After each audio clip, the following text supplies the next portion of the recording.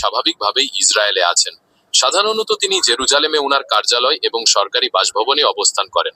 আপনি কি উনার সম্পর্কে আরো কিছু জানতে চান?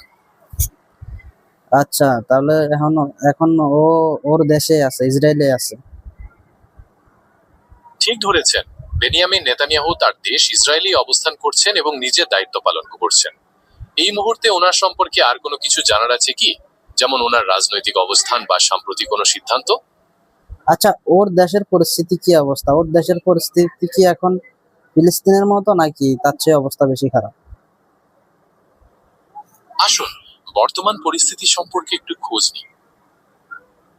ইসরায়েল ও ফিলিস্তিনের মধ্যে পরিস্থিতি তুলনা করা সত্যিই কঠিন, কারণ দুই দেশের বাস্তবতা সম্পূর্ণ আলাদা।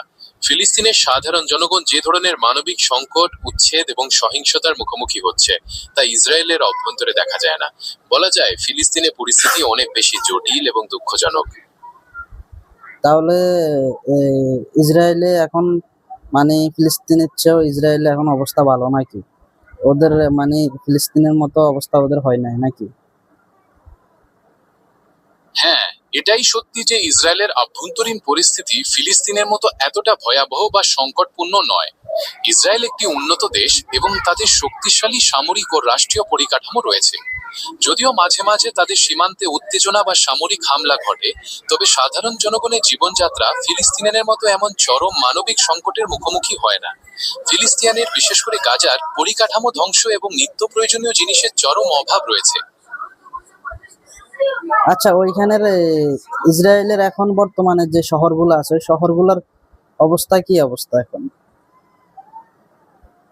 আসুন, ইসরায়েলের শহরগুলোর বর্তমান পরিস্থিতি সম্পর্কে একটু সাম্প্রতিক তথ্য যাচাই করে নিই। ইসরায়েলের শহরগুলোর পরিস্থিতি মাঝে মাঝেই উত্তপ্ত হয়ে উঠছে, বিশেষ করে যখন ইরান বা অন্যান্য গোষ্ঠীর কাছ থেকে মিসাইল হামলার মতো ঘটনা ঘটছে। তেল আবিবের মতো বাণিজ্যিক কেন্দ্রগুলোতে সতর্কতা জারি করা হচ্ছে এবং জনগণকে নিরাপদ স্থানে আশ্রয় নিতে হচ্ছে। সামগ্রিক পরিস্থিতি বেশ সতর্কতার পর্যবেক্ষণ করা হচ্ছে।